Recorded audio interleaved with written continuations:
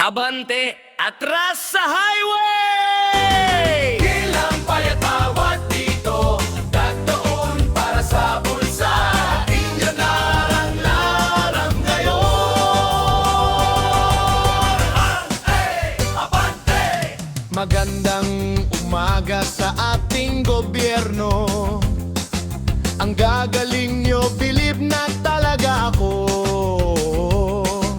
Kay daming programa, kay daming bago. Basta't sa bayaran, hindi kayo tago. Modernisasyon daw ang tanging solusyon. Pero bulsa ng driver, wala nang laman ngayon. Ang penalty nyo parang ginto ang presyo. Isang maling liko, ubos hanggang pag-asenso. Pero pag hunulain siyang tumataas, bakit ang kamay nyo'y tila may posas? Nakaidlip ba o sadyang nagbubulag-bulagan? Habang ang tsuper, tuyo na ang lalamunan. Sige lang, may payababat dito, ba't doon para sa bulsa? Yun na parang balon.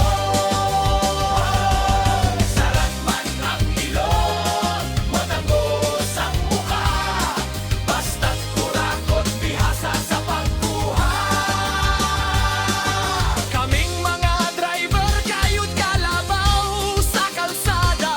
Kayo namang mga lingkod, tawa-tawa sa diir ko na opisina.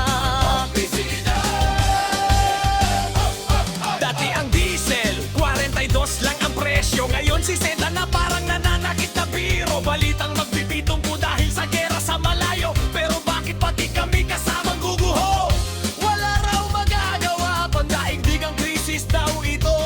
Pero ang kickback nyo, diretso sa bangko. Ngunit sa kabila ng galit at mga pasaring, may pait na katotohanang dapat nating aminin. Ang bang tayo'y nagbabayad ng utang na di natin kinuha. Ang pamilya sa bahay nagtitiis sa barya.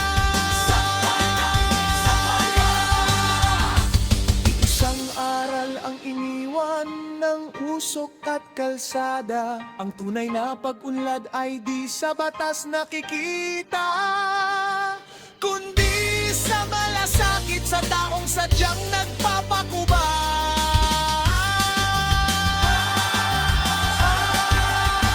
Ang sining ay madalas nasa lamin ng realidad. Masakit isipin na ang mga taong nagpapatakbo ng ekonomiya sa pamamagitan ng transportasyon ang siyang unang tinatamaan ng bawat pagtaas ng bilihin at mahigpit na regulasyon. Sa huli ang boses ng masa, ang pinakamakapangyarihang awit. Sana ay marinig ito.